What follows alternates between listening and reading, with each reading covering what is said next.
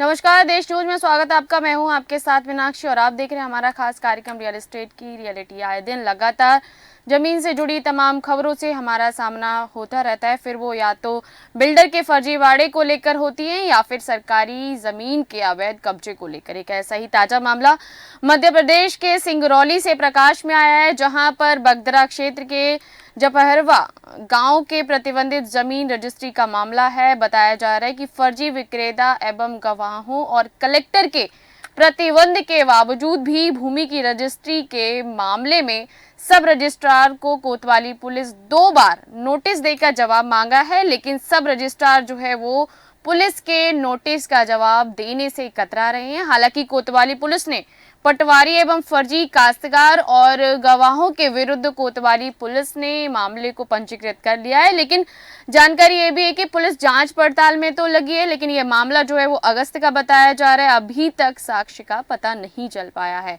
और वहीं कोतवाली पुलिस ने उक्त मामले में उप पंजीयक सिंगरौली अशोक सिंह परिहार को 2 बार नोटिस देकर जवाब भी मांगा है। साथ ही सब रजिस्ट्रार पुलिस का जवाब देने में गुरेज करते हुए समय व्यतीत कर रहे हैं। तो फिलहाल कार्यक्रम को आगे बढ़ाएं, इससे पहले देखिए क्या कहना है इन लोगों का।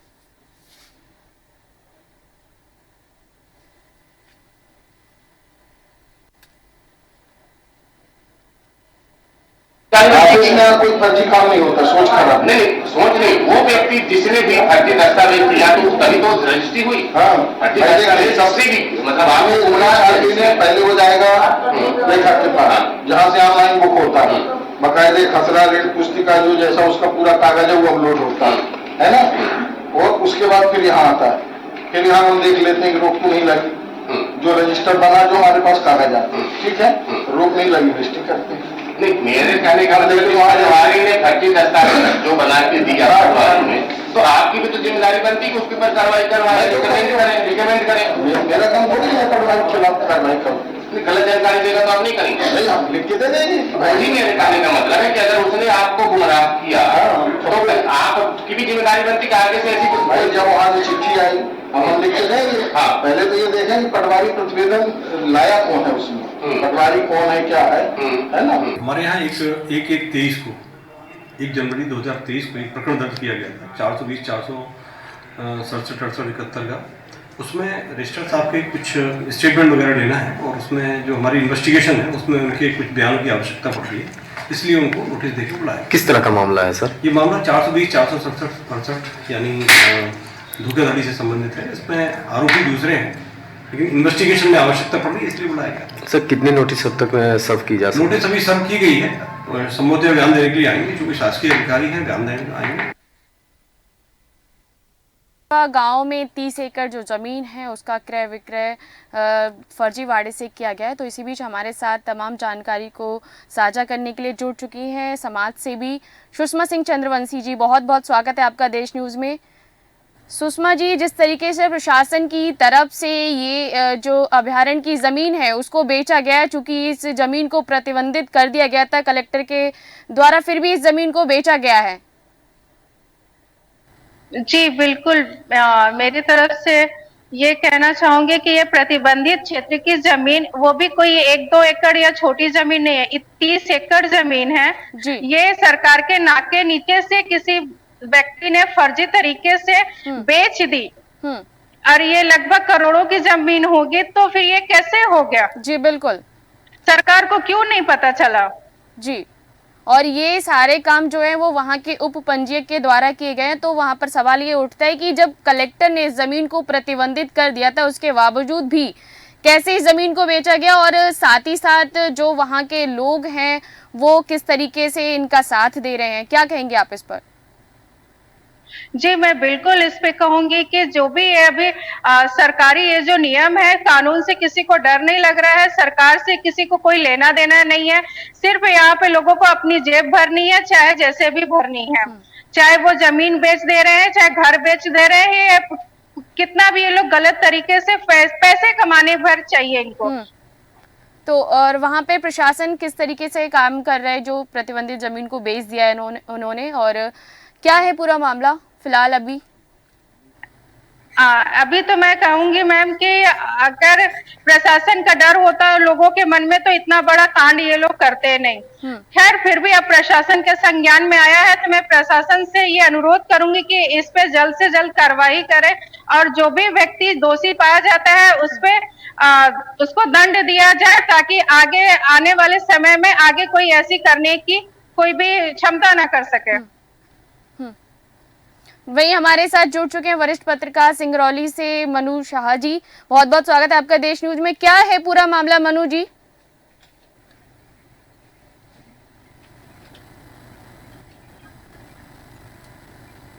लगता है वो हमारी आवाज नहीं सुन पा रहे हैं। वही हमारे साथ सिंगरौली से संवाददाता सूरज जी भी जुड़े हुए हैं। हेलो जी जी बिल्कुल बताना चाहूंगा अरौली जिले में जिस तरह से फर्जीवाड़ा का ये खेल चल रहा है ये बहुत बड़ी पैमाने पर है। जहाँ पर एक 30 एकड़ का मामला है। 30 एकड़ जिस पर कलेक्टर के द्वारा पाबंदी था जो जमीन वहाँ पर भी रजिस्ट्री हो गया है। जो काश्तकार थे राजेश मल्ला जहाँ पर इन सभी मामलों को लेकर आवेदन के कोतवाली में वहाँ पे कोतवाली के द्वारा आवेदन जाने के बाद जो रजिस्ट्रार थे उप परिहार को नोटिस दिया गया है। 2 नोटिस दिया गया और ये सारी जानकारी मांगी गई है। वहीं रजिस्ट्रार से जब इसके लिए चर्चा की गई तो उन्होंने साफ तौर से पूरे जो फर्जीवाड़ा पटवारी के ऊपर डालते नजर आ रहे थे। मनु शाह जी आपका रुख करना चाहूंगी। जो सिंगरौली के अशोक सिंह परिहार उप रजिस्ट्रार के पद पर कार्यरत है उनको 2 बार नोटिस भी दिया जा चुका है लेकिन वो फिर भी मतलब जो है जो पुलिस के सवाल का जवाब नहीं दे रहे हैं, क्या वजह है? देखिए क्या है लक्ष्मी की अगले बार भी खबरें चली हुई थी जहाँ पर जांच कमेटी बैठी थी। इन्होंने जांच कमेटी के द्वारा वहाँ जवाब दिए। इसके बाद पुनः आए थे और एक अगर हम पूर्व वाले बात करें तो पूर्व में भी एक अंधे की जो जमीन थी 3 एकड़ की जमीन वहाँ पे भी फर्जीवाड़ा हुआ था जहाँ पर जो कलेक्टर मैडम जी थे उन्होंने इस जमीन को जांच करवाई। जांच के बाद उसे जो अंधा व्यक्ति था उसे वापस करवाया। लेकिन ये ताजा मामला अभी जो कलेक्टर के द्वारा जो पाबंदी लगाया गया है जमीन फिर भी 30 एकड़ जमीन अगर रजिस्ट्री हो जाए तो कहीं न कहीं बहुत बड़ी बात है फर्जीवाड़ा को लेकर।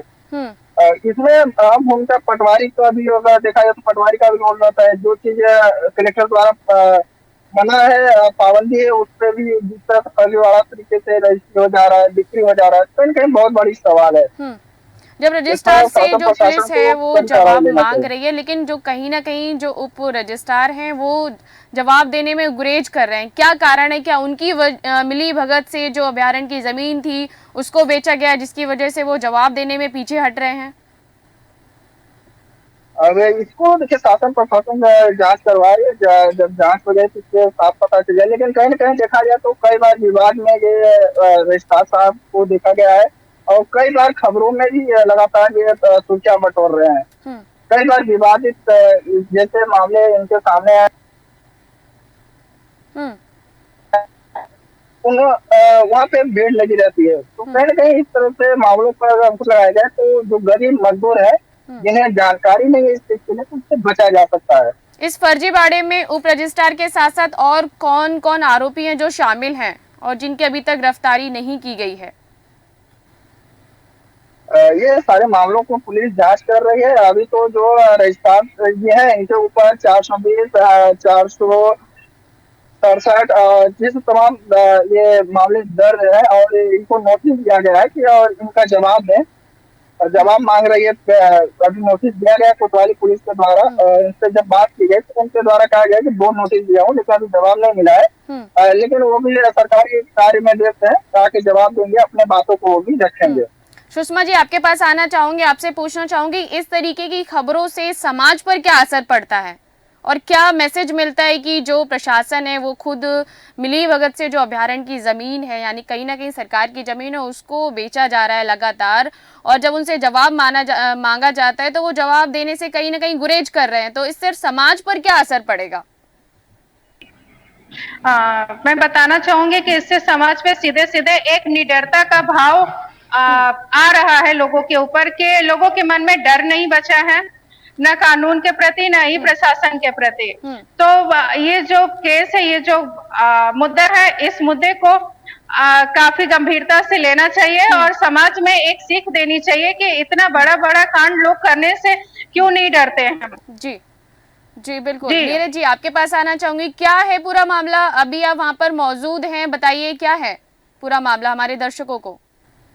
जी जी, जैसा कि मैं बता दूं कि ये जो घटना है, ये घटना पूरा झपरावा गांव की है। जी। और यहाँ पे लगभग 30 एकड़ भूमि का जो है तो मामला सामने आया है, जिसे फर्जीवाड़े तरीके से बेच करके रजिस्ट्री भी करा दी गई।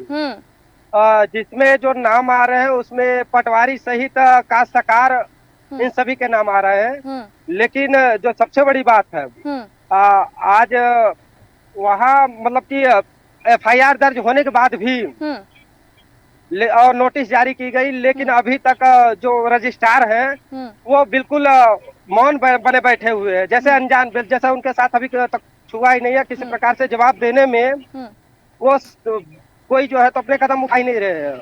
उनका यही है कि जब आएगा समय तब हम देंगे। क्या कारण हो सकता है कि जिसकी वजह से वो जवाब देने में गुरेज कर रहे हैं, पीछे हट रहे हैं और जो जांच है उनकी वजह से अधूरी पड़ी हुई है? क्या ये मामला न्यायालय तक पहुंच चुका है? जी बिल्कुल, ये चीजें जब वहाँ FIR दर्ज हो चुकी है तो कहीं ना कहीं बड़े अधिकारियों को भी इस बात की जानकारी जरूर है। लेकिन अभी तक उन्होंने जवाब देने में क्यों था अभी तक जो है इतनी देरी की हुई, अभी भी यह कह पाना जो है तो बड़ा एक कठिन सा सवाल बना हुआ है कि मतलब आखिर क्यों वो जवाब नहीं देना चाह रहे। हो सकता है कहीं ना कहीं उनकी जो नौकरी है खतरे में आ सकती है, क्योंकि यह कोई पहला मामला नहीं है जिला सिंगरौली से। इससे पहले भी जो है तो एक भूमि का और मामला आया हुआ था, जहाँ एक अंधे व्यक्ति की जो है तो भूमि जो है इसी तरीके से बेच दी गई थी और रजिस्ट्री भी हो गया था। वो बात और ये बात, और ये तो खैर जो अभी 30 एकड़ भूमि का मामला है ये एक नया है, लेकिन पहले वाले भी मामले का कोई अभी तक सुनवाई नहीं हुई है। अभी तक क्या हुआ अभी बता पाना भी थोड़ा मुश्किल सा है। वही हमारे साथ भास्कर मिश्रा जी भी जुड़ गए हैं। भास्कर जी, आपका बहुत बहुत स्वागत है। जिस तरीके से अभ्यारण्य की जो जमीन बेची गई है उप रजिस्ट्रार के माध्यम से, क्या कहना चाहेंगे आप इस पर? मैडम, ये कोई पहला मामला नहीं है सिंगरौली का। सिंगरौली में हर आए अगर सही तरीके से जांच हो जाए तो हर तीसरे दिन ऐसे आपको मामले मिलेंगे। यहाँ ये तरीके से कह लीजिए पूरा प्रशासन ही भूमाफिया है, कलेक्टर से लेकर के और पटवारी तक इसमें शामिल है ना। और जितनी भी दो तरीके की फर्जीवाड़े यहाँ हो रहे हैं। एक तो जितनी भी सरकारी जमीनें हैं, क्योंकि आप जानते हैं औद्योगिक जिला है, तो जितनी भी सरकारी जमीनें हैं उन सरकारी जमीनों को क्या कहते हैं हेर फेर करके कहीं का कहीं पहुंचा दिया जा रहा है और वहाँ पे भूमाफियाओं को कब्जा दे दिया जा रहा है, उनका पट्टा दे दिया जा रहा है वहाँ पे। ठीक है। और जो सरकारी भूमियां हैं पता नहीं कहाँ जा रही है, उसमें बरसों से बसे हुए जो गरीब लोग हैं, जो भूमिहीन लोग हैं, जो अब बहुत सालों से अपना घर बना के वहाँ रह रहे हैं, उनको जब वो दादाओं परदादाओं के जमाने से रह रहे हैं मैडम, लेकिन ये आज उनका पता चलता है कि किसी के पट्टे में उसका घर निकल आ रहा है और वो भूमाफिया उनको प्रताड़ित कर रहा है कि भाई तुम घर हटाओ अपना। वो 4 पुश्त से घर बनाया हुआ है, तो अचानक उसका घर किसी के पट्टे में हो जाता है। तो ये एक तो ये सरकारी जमीनों का खेल पूरा स्तर पे चल रहा है, तो ये बिना कलेक्टर और बड़े अधिकारियों के संज्ञान के बिना तो हो नहीं सकता। दूसरी बात, ये मामला क्या कहते हैं, जो गरीब लोग हैं, जो कम पढ़े लिखे लोग हैं, जो थोड़ा उतनी समझ नहीं रखते हैं इन सब चीजों की, उनकी जमीन को कई ऐसे मामले में आपको बता दूंगा। ये तो पहला मामला इन्होंने उठाया, धन्यवाद के पात्र हैं नव भारत के और ये तमाम जो हमारे आपका चैनल जो है, ये सब कई लोग उन्होंने उठाया और ये आप लोग बहुत बहुत धन्यवाद के पात्र हो। लेकिन आप ये समझिए कि अभी ऐसा ही मामला यहाँ पे क्या कहते हैं चितरंगी ब्लॉक में 2-3 आए हैं कि दूसरे की जमीन, आदिवासियों की जमीन थी, दूसरा कोई उनके बिना हस्ताक्षर किए, उनके बिना वो किए क्या कहते हैं दस्तखत किए, उनके बिना जाए रजिस्ट्री दूसरे के नाम हो गई और एकड़ों की हो गई, पर्सनल जमीन हो गई मैडम, है ना। तो ये मामला है। तो यहाँ एक रजिस्ट्रार का, सब रजिस्ट्रार का, और निश्चित रूप से मैं तो ये खुलेआम कह रहा हूँ और इस मुद्दे को हम ऊपर भी उठाएंगे, बहुत तगड़े से लेंगे, उठाएंगे अभी हम कि कलेक्टर भी इसमें शामिल है, SDM शामिल है, सारे प्रशासन के लोग शामिल है इसमें। तो प्रशासन के साथ कहीं ना कहीं सरकार भी तो शामिल हो सकती है, क्योंकि जो उप रजिस्ट्रार है उनसे सवाल पूछे जाते हैं, वो जवाब देने में जो कहीं ना कहीं पीछे हट रहे हैं, जिसकी वजह से जांच अभी भी अधूरी पड़ी हुई है। मैडम ये सरकार है कहाँ? भारतीय जनता पार्टी की सरकार, जनता की सरकार। यहाँ किसी बीजेपी की सरकार थोड़ी ना, ये तो ब्यूरोक्रेसी की सरकार है। यहाँ पे तो जनप्रतिनिधि ब्यूरोक्रेसी के चपरासी हैं। यहाँ विधायकों का हाल आप देखिए, ऐसा लगता है कि जो कलेक्टर के बाहर प्यून खड़ा रहता है, चपरासी खड़ा रहता है, उससे भी बदतर हालत है इन लोगों की। उनमें कोई अब यहाँ पे कहीं इस तरीके की हालत है आज भारतीय जनता पार्टी के जनप्रतिनिधियों का, इनकी तो कोई औकात ही नहीं है, सरकार की तो कोई औकात ही नहीं है मैडम। क्योंकि ये तो भ्रष्ट है, करप्शन में इतनी डूबी हुई सरकार है कि वो ब्यूरोक्रेसी से बात ही नहीं कर सकती नजर मिला के कि तुमने गलत किया, क्योंकि उनका पूरा सबका हिस्सा बटा हुआ है पूरा। तो अंतिम रूप से तो देखिए जो जनप्रतिनिधित्व सिस्टम हमारे यहाँ लागू है, डेमोक्रेसी है, डेमोक्रेसी में ब्यूरोक्रेसी के ऊपर डेमोक्रेसी बैठाई गई है, यानी जनतंत्र बैठाया गया है। और अगर ब्यूरोक्रेसी अगर कोई भी गलत काम करे तो उसका अंतिम उत्तरदायित्व तो जनप्रतिनिधि का ही होता है ना, क्योंकि जनता ने तो आपको अपना रक्षक बना के भेजा है, लेकिन वो महाभक्षण करने में लगे हैं। और जो ये सिस्टम बीजेपी ने, भारतीय जनता पार्टी और इनकी सरकार ने चला रखा है कि ऐसा लगता है कि जनप्रतिनिधि चुनते नहीं है, नौकरी देते हैं। ये जो विधायक सांसद जो बीजेपी में चुने गए हैं और जो ये बने हैं, तो ये विधायक जनप्रतिनिधि थोड़ी ना है, ये तो सिर्फ उनको रोजगार मिल गया है 5 साल के लिए साहब। तो इन रोजगार वालों को और उनकी औकात कलेक्टर के समक्ष कुछ सही नहीं है, एसडीएम के समक्ष कुछ सही नहीं है, यहाँ तक कि इवन पटवारी के समक्ष इनकी औकात नहीं है कुछ। आप यकीन नहीं मानेंगे मैडम, हमारे जिले में 20-20 साल से पटवारी करते हुए एक हल्के में। हाँ, आराई होते एक रेवेन्यू का बाबू चला यहीं पे, पहली बार वो होता है क्या कहते हैं ज्वाइनिंग हुई उसकी, और आज वहीं से रिटायर हो जा रहा है। क्या है आप इन जनप्रतिनिधियों की बात, इनकी तो कोई औकात ही नहीं। जी, मामला तो कहीं ना कहीं बहुत बड़ा है भास्कर जी। पूरा विपक्ष जो है इसके लिए खड़ा होगा और हम चैन से जीने नहीं देंगे इन लोगों का, और आप लोगों का साथ चाहिए। आप मीडिया वाले साथ दे रहे हैं, और विशेषकर आपका ये जो टीवी दे रहा है, आप अपने मोनू शाह जी जो है इसको बहुत तेजी से उठा रहे हैं, जो आपके यहाँ के कॉरेस्पोंडेंट हैं, उन्होंने अच्छे तरीके से उठाया है और हमेशा हम लोगों का साथ देते हैं, हम लोग भी इनका साथ देंगे। और जी बिल्कुल, बहुत तगड़े से उठाया गया है। जी बिल्कुल, लगातार देश न्यूज भी इस तरीके की खबरों को उठाता रहा है और चैनल के माध्यम से लोगों को जागरूक भी करता रहा है। जी बिल्कुल, क्षमा करिएगा, देश न्यूज ही कहना चाहिए था मुझे। जी जी जी बिल्कुल, मिस्टेक से निकल गया। जी जी बिल्कुल। आप सभी मेहमानों का हमारे साथ जुड़ने के लिए बहुत बहुत धन्यवाद, और तमाम जानकारी को साझा करने के लिए बहुत बहुत धन्यवाद आप सभी का। तो आपने देखा कि किस तरीके से जो उप पंजीयक है उसके द्वारा जो अभयारण्य की जमीन है उसकी रजिस्ट्री कर दी गई। हालांकि जो कलेक्टर है उसके द्वारा जो कहा गया था कि इस जमीन को प्रतिबंधित कर दिया गया, लेकिन यहाँ पर सवाल ये उठता है कि जब प्रतिबंधित ही जमीन तो उस पर रजिस्ट्री आखिर कैसे कर दी गई। साथ ही जो फर्जी काश्तकार के बारे में अगर कहा जाए तो उनको तस्दीक कैसे दी गई। इसके अलावा कई अन्य भी प्रश्न उठते हैं। हालांकि पुलिस 2 बार नोटिस देकर जवाब मांग चुकी है और जो उप रजिस्ट्रार पुलिस को जवाब देने में कहीं ना कहीं वो गुरेज कर रहे हैं और समय बिता रहे हैं। अब कोतवाली पुलिस भी उक्त मामले को काफी गंभीरता से लेते हुए विवेचना तेज करने की बात कर रही है। साथ ही फर्जीवाड़े में शामिल को गिरफ्तार करने की कार्रवाई भी शुरू कर दी गई है।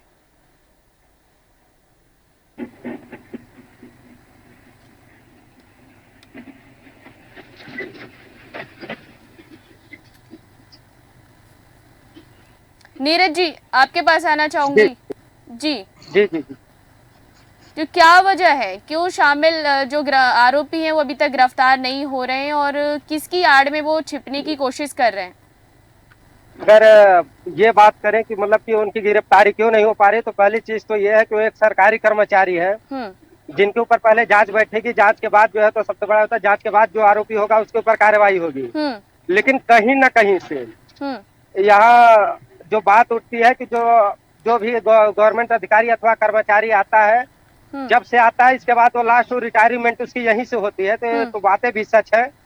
और कहीं ना कहीं यहाँ से यह देखा जाए कि बड़े पार्टियों का हाथ इनके पीछे जो है, तो बड़ी पार्टियों का भी हाथ जो है तो बताया जा रहा है, क्योंकि आखिर यही वजह ही है कि इनके ऊपर कार्रवाई नहीं हो पाती है। जो कि सबसे बड़ी चीज ये है कि यहीं से इन्हें यहाँ से दूसरी जगह स्थानांतरित किया गया था रजिस्ट्रार को, लेकिन पुनः से इनकी वापसी किस वजह से हो गई, अभी भी एक सवाल बना हुआ है।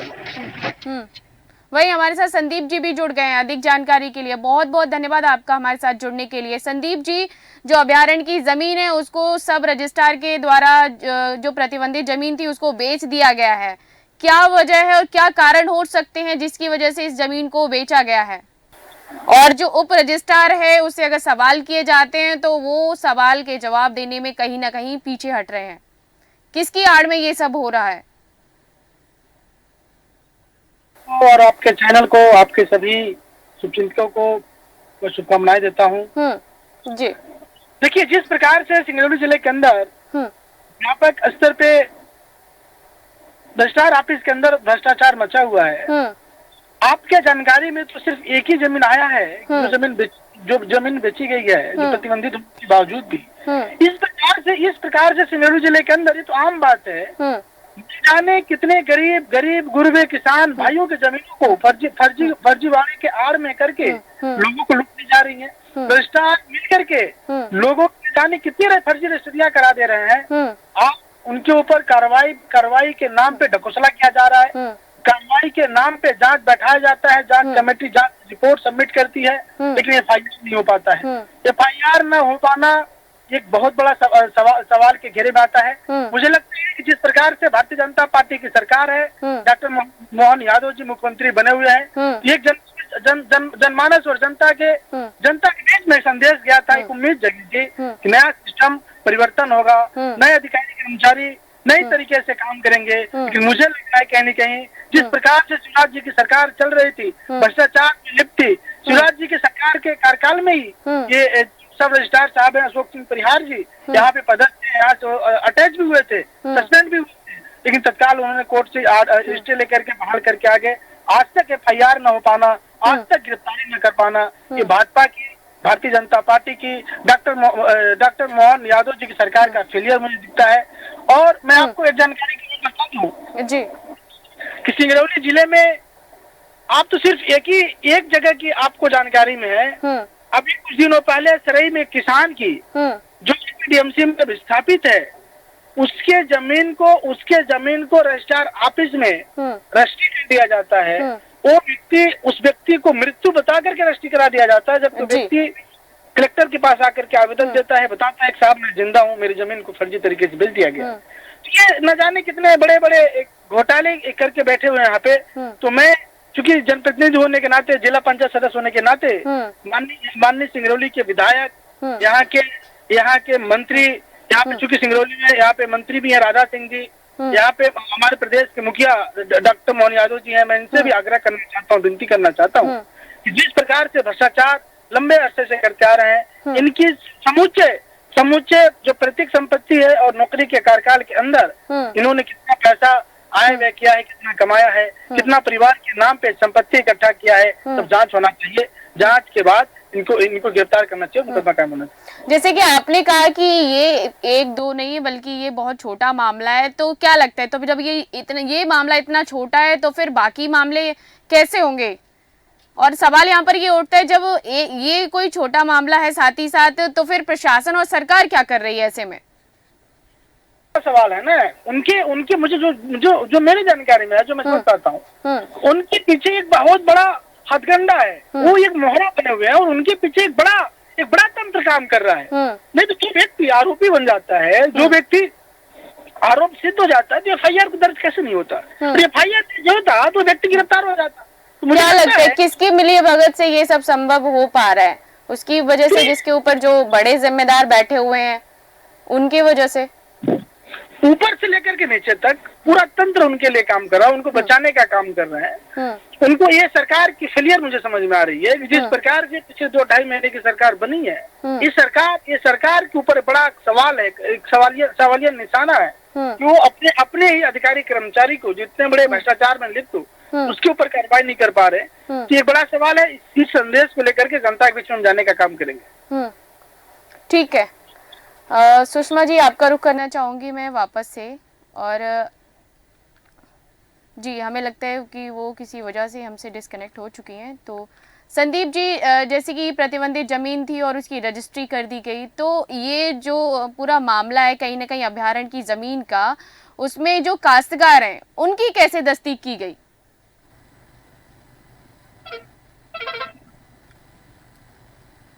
नीरज जी आपके पास वापस आना चाहूंगी, आपसे पूछना चाहूंगी, जो काश्तकार हैं उनकी तस्दीक किस तरीके से की गई और किस तरीके से फर्जी कागजात जो हैं वो इकट्ठे किए गए? ये जानकारी क्योंकि जो है तो अकेला पीड़ित उप के द्वारा रजिस्ट्रार है। तो इस पूरे कारनामे में शामिल नहीं होगा, बाकी और भी तो लोग होंगे। जितने लोगों का इसमें नाम आ रहा है, इन सभी की जानकारी जो है तो पीड़ित के द्वारा जो है बताया गया है कि किस तरीके से पटवारी के द्वारा, किस तरीके से काश्तकार के द्वारा, मतलब ये पूरा षड्यंत्र रचा गया और षड्यंत्र के माध्यम से उसे किस तरीके से जो है तो इतने बड़ी परेशानी में डाला गया है और किस तरीके से उसकी भूमि को बेच दी गई। जी, तो ये प्रशासन और सरकार दोनों इसमें शामिल है जी। कहीं न कहीं से अगर देखा जाए तो अगर एक और अगर कोई गलती करता है, दूसरे प्रशासन अगर उसके ऊपर कार्रवाई नहीं करती है तो कहीं न कहीं से प्रशासन के ऊपर भी सवाल उठते हैं।